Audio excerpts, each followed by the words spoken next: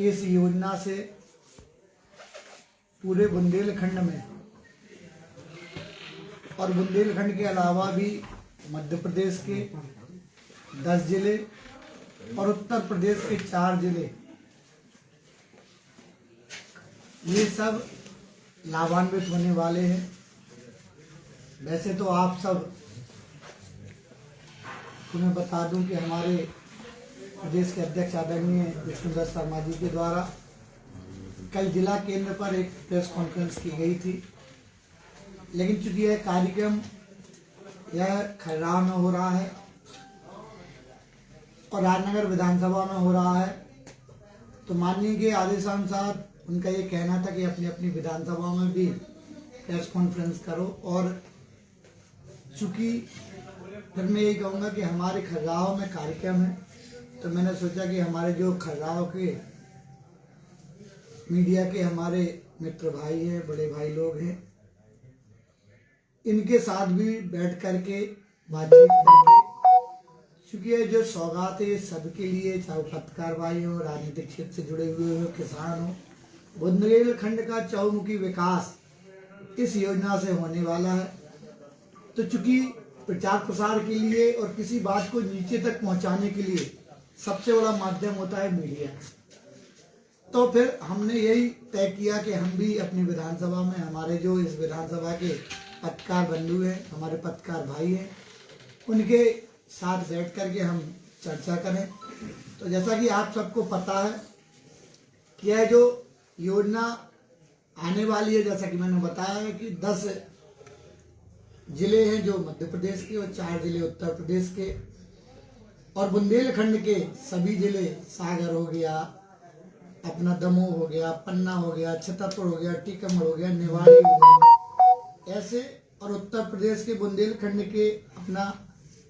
जैसे बांदा हो गया, महोबा हो गया, हमीरपुर हो गया, ऐसे और भी जिले हमारे यूपी के भी लाभान्वित होने वाले हैं। आप सबको बता दूं कि 2003 के पहले तो हमारे मध्य प्रदेश की सिंचाई का रकबा था, वो लगभग 5 लाख हेक्टेयर की लगभग था। 2003 के बाद आज तक जो हमारी भारतीय जनता पार्टी की सरकार के द्वारा जो सिंचाई का रकबा बढ़ाया गया है,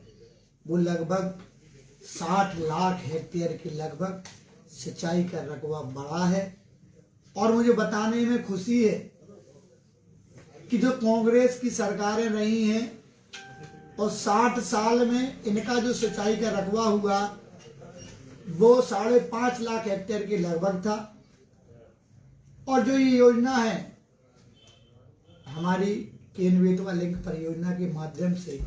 जो सिंचाई का रकबा पूरे मध्य प्रदेश में जो बढ़ने वाला है, वह 8.5 लाख हेक्टेयर के लगभग केवल एक योजना से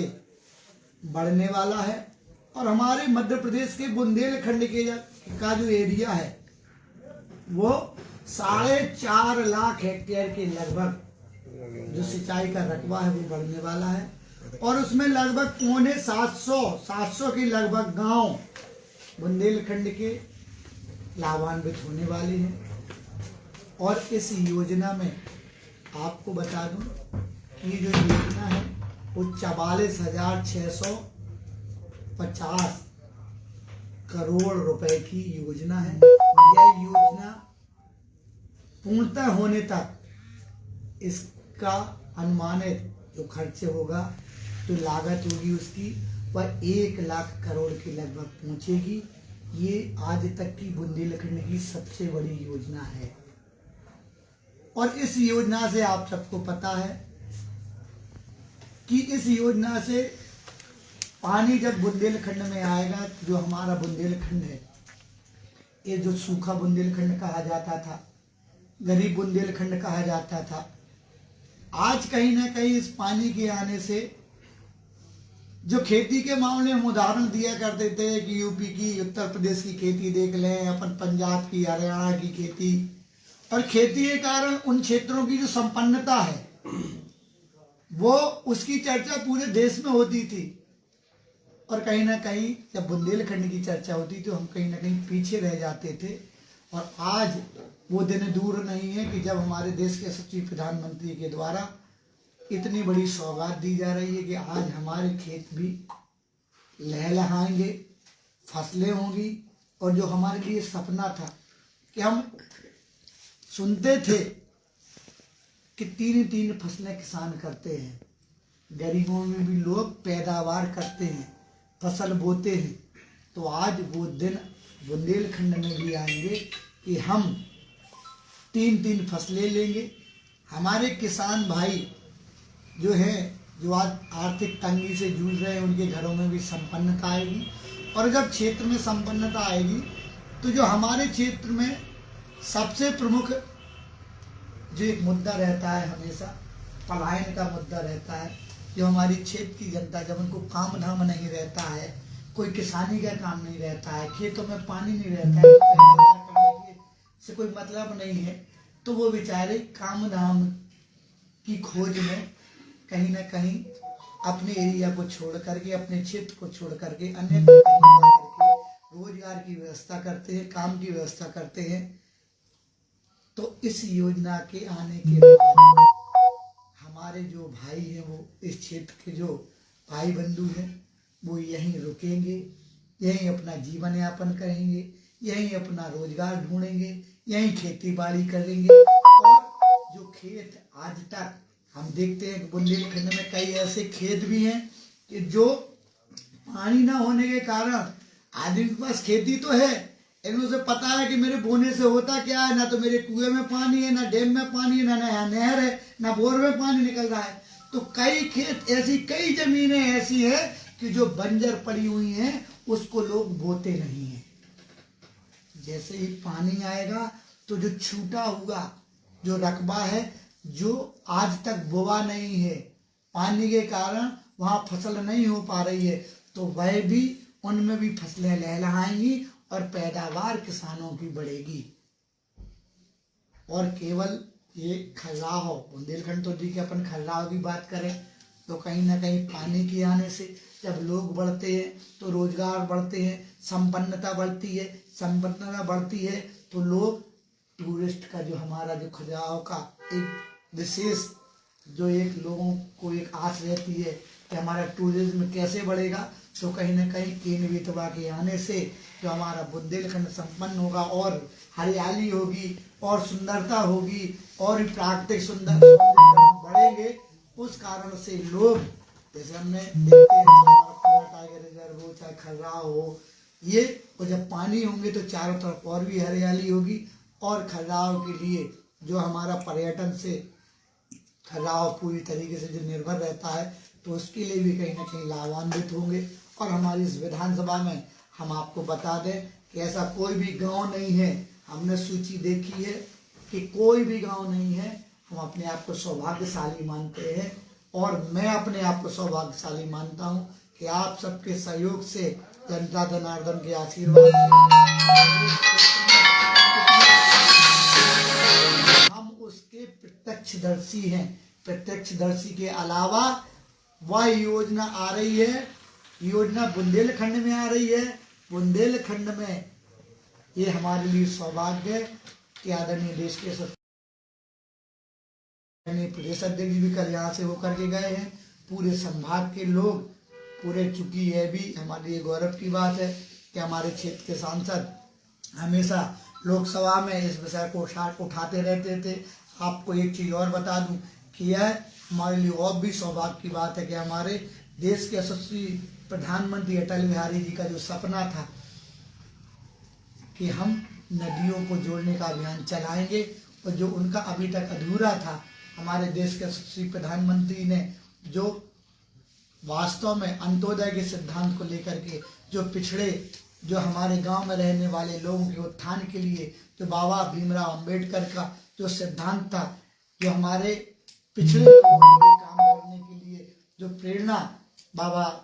भीमराव अंबेडकर जी के द्वारा मिली थी, तो उसको चरितार्थ करते हुए हमारे देश के यशस्वी प्रधानमंत्री वास्तव में जो हमारे अंबेडकर जी का जो सपना था कि हमारा विश्व गुरु, हमारे अटल जी का जो सपना था कि भारत हमारा विश्व गुरु बने और विश्व में हमारा भारत नंबर 1 पर हो, तो उसके लिए हमारे नरेंद्र मोदी जी और हमारे क्षेत्र के सभी जो नेतागण हैं, हमारे क्षेत्रीय सांसद हैं, सब लोग दिन रात मेहनत कर रहे हैं।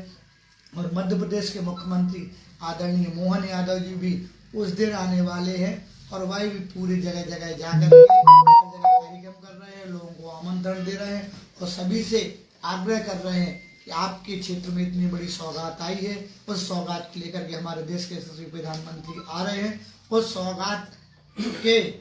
समय पर जब मोदी जी यह सौगात दें, उसका भूमि पूजन करें, तो आप सब क्षेत्रवासी, मेरा आप सब के चैनल के माध्यम से, आप सब मीडिया के भाइयों के माध्यम से मेरा सभी से यही कहना है कि आप सब इस सभा में शामिल हों, मोदी जी का जो मार्गदर्शन हो उसको सुने और इतनी बड़ी सौगात के हम प्रत्यक्षदर्शी बने, यही मेरा आप सबसे निवेदन है। जय माता दी सब कि आपकी विधानसभा में इतना बड़ा कार्यक्रम हो रहा है, तो आपके द्वारा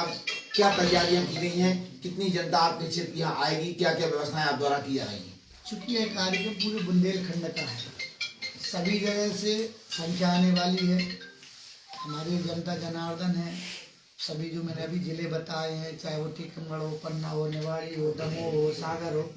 सभी से संख्या आने वाली है। लेकिन चूंकि यह कार्यक्रम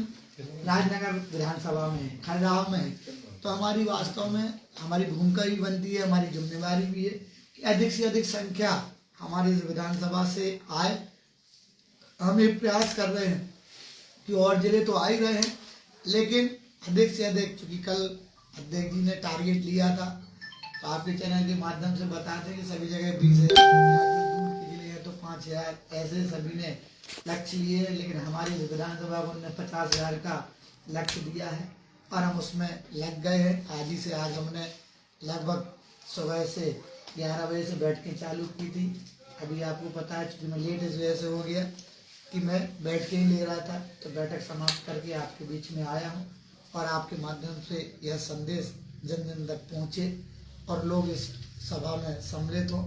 और हमारी इस विधानसभा से, जैसे मैंने कहा ना, कि अधिक से अधिक संख्या हो। मैंने बताया कि जो हमें 50,000 का लक्ष्य मिला है, उस पर हम सब लोग अब काम में लग गए। क्या आपके द्वारा कोई ऐसा प्रपोजल भी रहेगा कि माननीय प्रधानमंत्री जी खजुराहो की विश्वविद्यालय स्मारकों का अवलोकन करें, इस तरीके की बात उन तक पहुँचाई जाए कि जरूर देख सकें, ऐसा आग्रह? चूँकि देश के प्रधानमंत्री जी आ रहे हैं, जो सौगात लेकर के आए वो अपने आप में इतनी बड़ी सौगात है कि उसके सामने कोई जैसे अपन यार है ना, वो कहेंगे यार कहाँ, सोचो आप, तो ये हम लोग कहेंगे। लेकिन चूंकि उनके कार्यक्रम प्रोटोकॉल रहता है, उनके कार्यक्रम फिक्स रहते हैं, कोई ऐसा नहीं है कि हम उनसे कहें कि आप उनके घर चलो या इस कार्यक्रम में चलो। जिसके प्रधानमंत्री हैं, उनकी गरिमा है, उनके प्रोटोकॉल है। हाँ, उन्हें लगेगा, क्योंकि हमारा ये विषय नहीं है, ये बड़े लोगों का विषय है,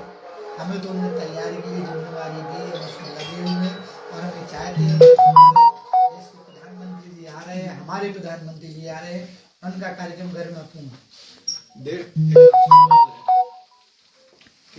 बेतवा लिंक देश की पहली नदी जो परियोजना आपसे हम ये जानना चाह रहे हैं कि चूंकि बुंदेलखंड में मध्य प्रदेश और उत्तर प्रदेश के तमाम जिले हैं, पर क्या कारण है कि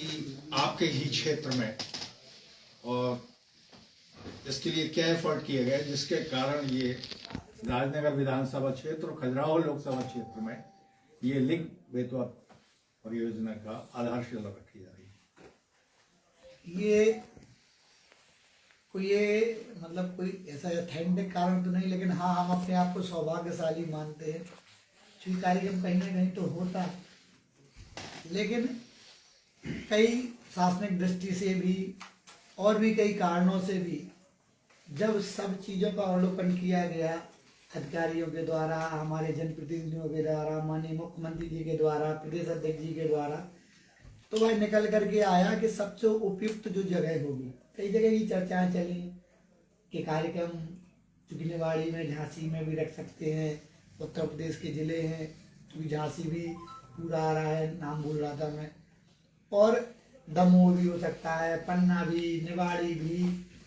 लेकिन फिर बाद में ये हुआ कि एक तो खजुराहो सेंटर में है और माननीय सांसद जी के प्रयास के कारण उनने बातचीत भी की और फिर जो प्रस्ताव माननीय सांसद जी ने रखा उस पर और सभी लोगों ने अवलोकन किया, उस पर वर्किंग की और फिर बाद में ये निकल गया। यही तो सौभाग्य है, यही तो हमारा सौभाग्य है कि हमें इस क्षेत्र में राजनीति करने का अवसर मिला, हमें इस क्षेत्र की सेवा करने का अवसर मिला और माननीय सांसद जी को इस क्षेत्र की सेवा करने का मौका अवसर मिला। तो ज़्यादा से ज़्यादा हर जनप्रतिनिधि यही चाहता है कि हमारे क्षेत्र में अच्छा से अच्छा क्या हो। तो ये उनने कोई, हालांकि वो है प्रदेश के अध्यक्ष, उनका पूरा प्रदेश है, लेकिन बुंदेलखंड के क्षेत्र से वो जनप्रतिनिधि हैं। वो बुंदेलखंड में उनके जैसे 2 जिले आते हैं जो लाभान्वित होने वाले हैं, पन्ना और तो इनमें से फिर उन्होंने खजुराहो को चयन किया। धन्यवाद देना उनको, मैं धन्यवाद देने लायक नहीं हूँ, लेकिन हाँ फिर भी मैं अपनी तरफ से कहता हूँ कि उन्होंने ये आशीर्वाद हम सबको दिया और हमें ये सौभाग्य दिया, सौभाग्य कि हम उस कार्यक्रम में अपनी सहभागिता कर पा रहे हैं और इस कार्यक्रम में मेहनत करके उस कार्यक्रम को सफल बनाने में काम करें।